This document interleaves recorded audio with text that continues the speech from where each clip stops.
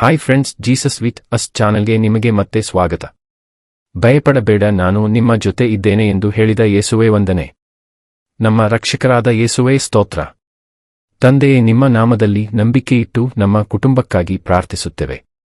ನೀವು ನಮ್ಮ ಪ್ರಾರ್ಥನೆಗೆ ಉತ್ತರಿಸುವ ದೇವರಾಗಿದ್ದೀರಿ. ದೇವ, ನಮ್ಮ ಎಲ್ಲಾ ದುಃಖ, ಕಷ್ಟ, ರೋಗ, ನೋವು, ನಿರಾಶೆ, ತೊಂದರೆ ಎಲ್ಲವನ್ನೂ ನಿಮಗೆ ಸಮರ್ಪಿಸುತ್ತೇವೆ. ಯೇಸು ನಾಮದಲ್ಲಿ ಆಜ್ಞಾಪನೆ ಮಾಡು ಅಸಾಧ್ಯವಾದ ಕಾರ್ಯಗಳನ್ನು ಮಾಡುವ ಶಕ್ತಿ ಪ್ರಾರ್ಥನೆಗೆ ಇದೆ.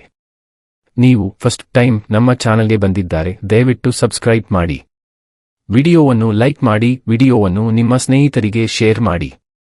ನಿಮ್ಮಿಂದ ನಮಗೆ ಹೊಸ ವಿಡಿಯೋ ಮಾಡಲು ಸ್ಫೂರ್ತಿ ಸಿಗುತ್ತದೆ. ವಿಮೋಚನಕಾಂಡ ಅಧ್ಯಾಯ 15. ಇಸ್ರಾಯೇಲ್ಯರು ಹಾಡಿದ ಜಯಗೀತ. ಆಗ ಮೋಶೆಯು ಇಸ್ರಾಯೇಲ್ಯರು ಯೆಹೋವನ ಸ್ತೋತ್ರಕ್ಕಾಗಿ ಈ ಕೀರ್ತನೆಯನ್ನು ಹಾಡಿದರು. ಯೆಹೋವನ ಸ್ತೋತ್ರವನ್ನು ಗಾನ ಮಾಡೋಣ. ಆತನು ಮಹಾಜಯಶಾಲಿಯಾದನು. ಕುದುರೆಗಳನ್ನು, ರಾಹುತರನ್ನು ಸಮುದ್ರದಲ್ಲಿ ಕೆಡವಿ ನಾಶ ಮಾಡಿದ್ದಾನೆ. ನನ್ನ ಬಲವೂ ಕೀರ್ತನೆಯೂ ಯಾಹುವೇ, ಆತನಿಂದ ನನಗೆ ರಕ್ಷಣೆಯುಂಟಾಯಿತು. ನಮ್ಮ ದೇವರು ಆತನೇ, ಆತನನ್ನು ವರ್ಣಿಸುವೆವು. ನಮ್ಮ ಪಿತೃಗಳ ದೇವರು ಆತನೇ, ಆತನ ಮಹಿಮೆಯನ್ನು ಪ್ರಖ್ಯಾತಿಪಡಿಸುವೆವು. ಯೆಹೋವನು ಯುದ್ಧಶೂರನು, ಆತನ ನಾಮಧೇಯವು ಯೆಹೋವನೇ. ಆತನು ಫರೋಹನ ರಥಗಳನ್ನು, ಸೈನಿಕರನ್ನು ಸಮುದ್ರದಲ್ಲಿ ಕೆಡವಿದನು. ಅವನ ಶ್ರೇಷ್ಠ ವೀರರನ್ನು ಕೆಂಪು ಸಮುದ್ರದಲ್ಲಿ ಮುಳುಗಿಸಿಬಿಟ್ಟನು. ಸಾಗರವು ಅವರನ್ನು ಮುಚ್ಚಿಬಿಟ್ಟಿತು. ಕಲ್ಲಿನಂತೆ ಧಡಲ್ಲೆಂದು ಸಮುದ್ರದ ತಳವನ್ನು ಸೇರಿದರು. ಯೆಹೋವನೇ, ನಿನ್ನ ಭುಜಬಲವು ಎಷ್ಟೋ ಘನವಾದದ್ದು. ಯೆಹೋವನೇ, ನಿನ್ನ ಭುಜಬಲವು ನಿನ್ನ ಶತ್ರುಗಳನ್ನು ಪುಡಿಪುಡಿ ಮಾಡುತ್ತದೆ. ನೀನು ಅತ್ಯಧಿಕ ಮಹತ್ವವುಳ್ಳವನಾಗಿ ನಿನಗೆದುರಾಗಿ ನಿಲ್ಲುವವರನ್ನು ಕೆಡವಿಬಿಡುತ್ತಿ. ನಿನ್ನ ಕೋಪಾಗ್ನಿಯು ಹೊರಟು ಅವರನ್ನು ಒಣಗಿದ ಹುಲ್ಲನ್ನೋ ಎಂಬಂತೆ ಭಸ್ಮ ಮಾಡುತ್ತದೆ. ನೀನು ಸಿಟ್ಟಿನಿಂದ ಮುಸುಗರೆದಾಗ ಸಮುದ್ರದ ನೀರು ಒಡ್ಡಿನಂತಾಯಿತು. ಪ್ರವಾಹವು ಗೋಡೆಯೋಪಾದಿಯಲ್ಲಿ ನಿಂತುಕೊಂಡಿತು. ಸಾಗರ ಗರ್ಭದೊಳಗನ ಜಲವು ಗಟ್ಟಿಯಾಯಿತು. ನಾವು ಇವರನ್ನು ಹಿಂದಟ್ಟಿ ಹಿಡಿಯುವೆವು, ಅವರ ಸ್ವತ್ತನ್ನು ಅಪಹರಿಸಿ ಹಂಚಿಕೊಳ್ಳುವೆವು. ಅವರಲ್ಲಿ ನಮ್ಮ ಕೋರಿಕೆಯನ್ನು ತೀರಿಸಿಕೊಳ್ಳುವೆವು. ನಾವು ಕತ್ತಿಯನ್ನು ಹಿರಿದು ಭುಜಬಲದಿಂದ ಅವರನ್ನು ಸಂಹಾರ ಮಾಡುವೆವು ಎಂಬುದಾಗಿ ನಮ್ಮ ಶತ್ರುಗಳು ಮಾತಾಡಿಕೊಳ್ಳುತ್ತಿದ್ದರು. ಆದರೆ ನೀನು ಉಸುರುಗಾಳಿಯಿಂದ ಊದಲು ಸಮುದ್ರವು ಅವರನ್ನು ಮುಚ್ಚಿತು.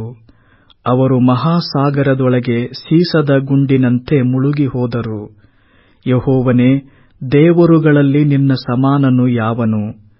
ಪರಿಶುದ್ಧತ್ವದಿಂದ ಸರ್ವೋತ್ತಮನೂ, ಪ್ರಖ್ಯಾತ ಕೃತ್ಯಗಳನ್ನು ಮಾಡಿರುವುದರಿಂದ ಭಯಂಕರನೂ, ಅದ್ಭುತಗಳನ್ನು ನಡೆಸುವವನೂ ಆಗಿರುವ ನಿನಗೆ ಸಮಾನನು ಎಲ್ಲಿ? ನೀನು ನಿನ್ನ ಬಲಗೈಯನ್ನು ಚಾಚಿದಾಗ ಭೂಮಿಯು ಬಾಯ್ದೆರೆದು ಶತ್ರುಗಳನ್ನು ನುಂಗಿಬಿಟ್ಟಿತಲ್ಲ. ನೀನು ಬಿಡುಗಡೆ ಮಾಡಿದ ಪ್ರಜೆಯನ್ನೋ ಪ್ರೀತಿಯಿಂದ ನಡೆಸಿಕೊಂಡು ನಿನ್ನ ಪರಿಶುದ್ಧ ನಿವಾಸ ಸ್ಥಾನದ ತನಕ ನಿನ್ನ ಶಕ್ತಿಯಿಂದ ಬರಮಾಡಿದಿ. ಜನಾಂಗಗಳು ಇದನ್ನು ಕೇಳಿ ನಡುಗುತ್ತಿರುವವು. ಫಿಲಿಷ್ಟಿಯರಿಗೆ ಸಂಕಟವಾಯಿತು. ಎದೋಮ್ಯರ ಕುಲಪತಿಗಳು ಕಳವಳಗೊಂಡರು. ಮೋವಾಬ್ಯರ ಮುಖಂಡರು ಗಡಗಡನೆ ನಡುಗುತ್ತಾರೆ. ಕಾನಾನ್ ದೇಶದವರು ಕರಗಿ ಹೋದರು. ಗಾಬರಿಯೂ ಹೆದರಿಕೆಯೂ ಅವರನ್ನು ಹಿಡಿದಿವೆ. ನಿನ್ನ ಭುಜಬಲದ ದೆಸೆಯಿಂದ ಅವರು ಕಲ್ಲಿನಂತೆ ಸ್ತಬ್ಧರಾಗಿದ್ದಾರೆ. ಅಷ್ಟರಲ್ಲಿ ಯೆಹೋವನೇ, ನೀನು ಸಂಪಾದಿಸಿಕೊಂಡ ನಿನ್ನ ಪ್ರಜೆಗಳು ಸಾಗಿ ಹೋಗಿ ದೇಶವನ್ನು ಸೇರುವರು. ನೀನು ಅವರನ್ನು ನಿನ್ನ ಸ್ವಕೀಯ ದೇಶವಾಗಿರುವ ಬೆಟ್ಟದ ಸೀಮೆಗೆ ತಂದು ಸ್ಥಾಪಿಸುವಿ. ಯೆಹೋವನೇ, ನೀನು ಸ್ವಂತ ನಿವಾಸಕ್ಕಾಗಿ ಏರ್ಪಡಿಸಿಕೊಂಡಿರುವ ಸ್ಥಾನವಾಗಿಯೂ, ಕರ್ತನೇ, ನೀನು ಸಿದ್ಧಪಡಿಸಿಕೊಂಡಿರುವ ಪವಿತ್ರಾಲಯವಾಗಿಯೂ ಇರುವಲ್ಲಿಗೆ ಅವರನ್ನು ಬರಮಾಡುವಿ. ಯೆಹೋವನೇ ಯುಗಯುಗಾಂತರಗಳಲ್ಲಿಯೂ ಆಳುವನು. ಈ ಜಯಗೀತಕ್ಕೆ ಕಾರಣವೇನೆಂದರೆ, ಫರೋಹನ ಕುದುರೆಗಳು, ರಥಗಳು, ರಾಹುತರು ಸಮುದ್ರದಲ್ಲಿ ಹೊಕ್ಕು ನಡೆಯಲು ಯೆಹೋವನು ಸಮುದ್ರದ ನೀರನ್ನು ಅವರ ಮೇಲೆ ತಿರುಗಿ ಬರಮಾಡಿ ಮುಳುಗಿಸಿಬಿಟ್ಟನು. ಇಸ್ರಾಯೇಲ್ಯರಾದರೋ ಸಮುದ್ರದ ಮಧ್ಯದೊಳಗೆ ವನನೆಲದಲ್ಲಿ ನಡೆದು ಹೋದರು. ಆರೋನನ ಅಕ್ಕನಾದ ಮಿರ್ಯಾಮಳು ಪ್ರವಾದಿನಿಯಾಗಿದ್ದು, ದಮ್ಮಡಿಯನ್ನು ಕೈಯಲ್ಲಿ ತೆಗೆದುಕೊಂಡಳು. ಸ್ತ್ರೀಯರೆಲ್ಲರೂ ದಮ್ಮಡಿಗಳನ್ನು ಹಿಡಿದು ನಾಟ್ಯವಾಡುತ್ತಾ ಆಕೆಯ ಹಿಂದೆ ಹೋಗುತ್ತಿರಲು, ಮಿರ್ಯಾಮಳು ಅವರ ಹಾಡಿಗೆ ಹೀಗೆ ಪಲ್ಲವಿ ಹಾಡಿದಳು: ಯೆಹೋವನನ್ನು ಗಾನ ಮಾಡಿರಿ, ಆತನು ಮಹಾಜಯಶಾಲಿಯಾದನು. ಕುದುರೆಗಳನ್ನೂ ರಾಹುತರನ್ನೂ ಸಮುದ್ರದಲ್ಲಿ ಕೆಡವಿ ನಾಶ ಮಾಡಿದ್ದಾನೆ. ಇಸ್ರಾಯೇಲ್ಯರು ಸೀನಾಯಿ ಬೆಟ್ಟಕ್ಕೆ ಯಾತ್ರೆ ಹೋದದ್ದು. ಅರಣ್ಯದಲ್ಲಿ ಅವರಿಗೋಸ್ಕರ ಕಹಿ ನೀರು ಸಿಹಿಯಾದದ್ದು. ಬಳಿಕ ಮೋಶೆಯು ಇಸ್ರಾಯೇಲ್ಯರನ್ನು ಕೆಂಪು ಸಮುದ್ರದ ಬಳಿಯಿಂದ ಪ್ರಯಾಣ ಮಾಡಿಸಲು ಅವರು ಶೂರಿನ ಅರಣ್ಯದೊಳಗೆ 3 ದಿನ ನಡೆದು ಹೋದರು. ಅಲ್ಲಿ ಅವರಿಗೆ ನೀರು ಸಿಕ್ಕಲೇ ಇಲ್ಲ. ತರುವಾಯ ಮಾರಾ ಎಂಬ ಸ್ಥಳವನ್ನು ಸೇರಿದರು. ಆದರೆ ಆ ಸ್ಥಳದ ನೀರು ಕಹಿಯಾಗಿದ್ದರಿಂದ ಅವರಿಗೆ ಅದನ್ನು ಕುಡಿಯುವುದಕ್ಕಾಗದೆ ಹೋಯಿತು. ಅದರಿಂದಲೇ ಆ ಸ್ಥಳಕ್ಕೆ ಮಾರಾ ಎಂದು ಹೆಸರಾಯಿತು.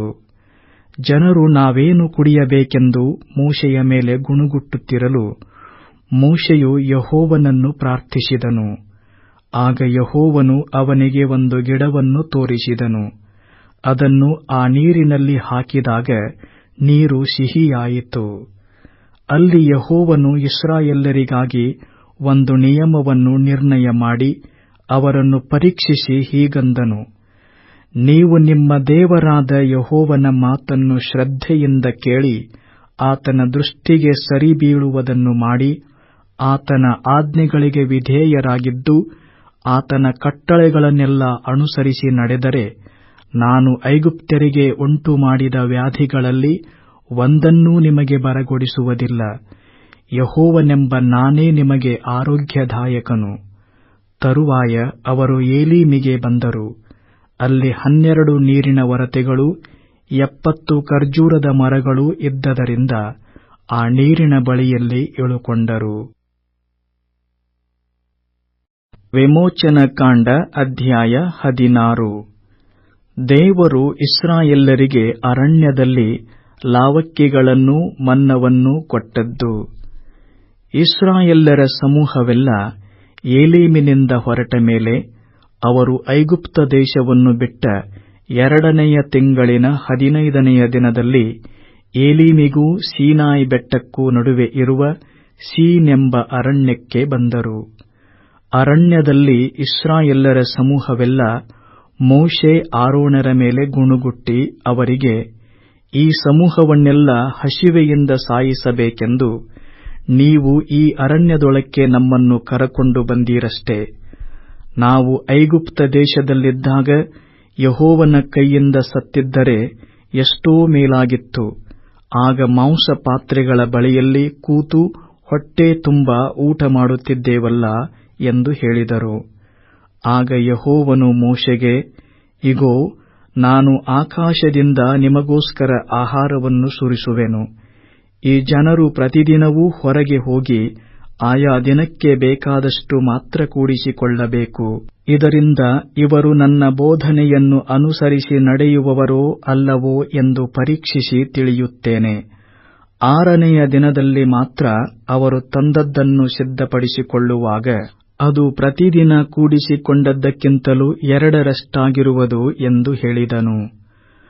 ಮೋಶೆ ಆರೋನರು ಇಸ್ರಾಯೇಲ್ಯರಿಗೆ, ನಿಮ್ಮನ್ನು ಐಗುಪ್ತ ದೇಶದಿಂದ ಬಿಡಿಸಿದವನು ಯೆಹೋವನೇ ಎಂಬುದು ಸಾಯಂಕಾಲದಲ್ಲಿ ನಿಮಗೆ ಗೊತ್ತಾಗುವುದು. ಹೊತ್ತಾರೆಯಲ್ಲಿಯೂ ಆತನ ಮಹಿಮೆಯು ನಿಮಗೆ ಕಾಣಬರುವುದು. ನೀವು ಯೆಹೋವನ ಮೇಲೆ ಗುಣುಗುಟ್ಟುವ ಮಾತುಗಳು ಆತನಿಗೆ ಕೇಳಿಸಿದವು. ನಮ್ಮ ಮೇಲೆ ನೀವು ಗುಣುಗುಟ್ಟುವುದೇನು? ನಾವು ಎಷ್ಟು ಮಾತ್ರದವರು ಎಂದು ಹೇಳಿದರು. ಮೋಶೆ, ಯೆಹೋವನು ಸಾಯಂಕಾಲದ ಹೊತ್ತಿನಲ್ಲಿ ನಿಮಗೆ ಮಾಂಸಾಹಾರವನ್ನೂ ಹೊತ್ತಾರೆಯಲ್ಲಿ ಬೇಕಾದಷ್ಟು ರೊಟ್ಟಿಯನ್ನೂ ಕೊಡುವನು. ನೀವು ಗುಣುಗುಟ್ಟುವ ಮಾತುಗಳು ಯೆಹೋವನಿಗೆ ಕೇಳಿಸಿದವು. ಆ ಗುಣುಗುಟ್ಟುವಿಕೆ ಯೆಹೋವನಿಗೇ ಹೊರತು ನಮಗಲ್ಲ. ನಾವು ಎಷ್ಟು ಮಾತ್ರದವರು ಎಂದನು. ಮತ್ತು ಮೋಶೆಯು ಆರೋನನಿಗೆ, ನೀನು ಇಸ್ರಾಯೇಲ್ಯರ ಸಮೂಹದ ಬಳಿಗೆ ಹೋಗಿ ಅವರಿಗೆ, ಯೆಹೋವನು ನಿಮ್ಮ ಗುಣುಗುಟ್ಟುವಿಕೆಯನ್ನು ಕೇಳಿದ್ದಾನಾದ್ದರಿಂದ ನೀವೆಲ್ಲರೂ ಆತನ ಸನ್ನಿಧಿಗೆ ಕೂಡಿಬರಬೇಕೆಂದು ಆಜ್ಞಾಪಿಸು ಎಂದು ಹೇಳಿದನು. ಆರೋನನು ಇಸ್ರಾಯೇಲ್ಯರ ಸಮೂಹಕ್ಕೆಲ್ಲ ಈ ಮಾತುಗಳನ್ನು ತಿಳಿಸುತ್ತಿರುವಾಗ ಅವರು ಅರಣ್ಯದ ಕಡೆಗೆ ನೋಡಲಾಗಿ, ಮೇಘದಲ್ಲಿ ಯೆಹೋವನ ತೇಜಸ್ಸು ಅವರಿಗೆ ಕಾಣಿಸಿತು. ಯೆಹೋವನು ಮೋಶೆಯ ಸಂಗಡ ಮಾತಾಡಿ ಹೇಳಿದ್ದೇನೆಂದರೆ, ಇಸ್ರಾಯೇಲ್ಯರ ಗುಣುಗುಟ್ಟುವಿಕೆಯು ನನಗೆ ಕೇಳಿಸಿತು. ನೀನು ಅವರಿಗೆ ಸಾಯಂಕಾಲದಲ್ಲಿ ಮಾಂಸವನ್ನೂ ಹೊತ್ತಾರೆಯಲ್ಲಿ ಬೇಕಾದಷ್ಟು ರೊಟ್ಟಿಯನ್ನೂ ತಿನ್ನುವಿರಿ. ಇದರಿಂದ ನಾನು ನಿಮ್ಮ ದೇವರಾದ ಯೆಹೋವನೆಂಬುದು ನಿಮಗೆ ಗೊತ್ತಾಗುವುದೆಂದು ಹೇಳಬೇಕು ಎಂಬುದೇ. ಸಾಯಂಕಾಲವಾಗುತ್ತಲೇ ಲಾವಕ್ಕಿಗಳು ಬಂದು ಅವರ ಪಾಳೆಯವನ್ನು ಮುಚ್ಚಿಕೊಂಡವು. ಅದಲ್ಲದೆ ಹೊತ್ತಾರೆಯಲ್ಲಿ ಮಂಜು ಪಾಳೆಯದ ಸುತ್ತಲೂ ಬಿದ್ದಿತು. ಆ ಮಂಜು ಆರಿಹೋದ ನಂತರ ಅರಣ್ಯದ ನೆಲದಲ್ಲಿ ಮಂಜಿನ ಹನಿಗಳಂತೆ ಏನೋ ಸಣ್ಣ ಸಣ್ಣ ರವೆಗಳು ಕಾಣಿಸಿದವು. ಇಸ್ರಾಯೇಲ್ಯರು ಅದನ್ನು ಕಂಡು ಇಂತಹದೆಂದು ತಿಳಿಯದೆ ಒಬ್ಬರಿಗೊಬ್ಬರು ಇದೇನಿರಬಹುದು ಎಂದು ಹೇಳಿಕೊಂಡರು. ಮೋಶೆ ಅವರಿಗೆ, ಇದು ಯೆಹೋವನು ನಿಮಗೋಸ್ಕರ ಕೊಟ್ಟ ಆಹಾರವು. ಯೆಹೋವನು ಇದರ ವಿಷಯದಲ್ಲಿ ಆಜ್ಞಾಪಿಸಿದ್ದೇನೆಂದರೆ, ಪ್ರತಿಯೊಬ್ಬನು ತನ್ನ ಕುಟುಂಬದವರ ಸಂಖ್ಯಾನುಸಾರ ತಲೆಗೆ ಒಂದು ಗೋಮೇರಿನ ಮೇರೆಗೆ ತನ್ನ ಡೇರೆಯವರಿಗೋಸ್ಕರ ಕೂಡಿಸಿಕೊಳ್ಳಲಿ. ಒಬ್ಬೊಬ್ಬನು ಅಷ್ಟೇ ಸರಾಸರಿಯಾಗಿ ತಿನ್ನುವುದುಂಟಲ್ಲವೇ ಎಂದು ಹೇಳಿದನು. ಇಸ್ರಾಯೇಲ್ಯರು ಹಾಗೆಯೇ ಮಾಡಿ ಕೆಲವರು ಹೆಚ್ಚಾಗಿ ಕೆಲವರು ಕಡಿಮೆಯಾಗಿ ಕೂಡಿಸಿಕೊಂಡು ಗೊಮೇರಿನಿಂದ ಅಳತೆ ಮಾಡಿದರು. ಬಹಳ ಕೂಡಿಸಿದವನಿಗೆ ಏನೂ ಹೆಚ್ಚಾಗಲಿಲ್ಲ, ಸ್ವಲ್ಪವಾಗಿ ಕೂಡಿಸಿದವನಿಗೆ ಏನೂ ಕಡಿಮೆಯಾಗಲಿಲ್ಲ. ಪ್ರತಿಯೊಬ್ಬನು ತನ್ನ ಭೋಜನಕ್ಕೆ ಸರಿಯಾಗಿಯೇ ಕೂಡಿಸಿಕೊಂಡಿದ್ದನು.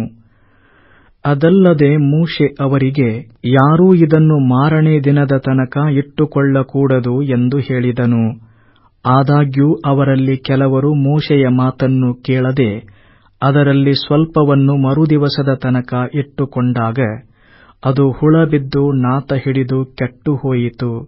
ಅದಕ್ಕೆ ಮೋಶೆ ಅವರ ಮೇಲೆ ಸಿಟ್ಟುಗೊಂಡನು.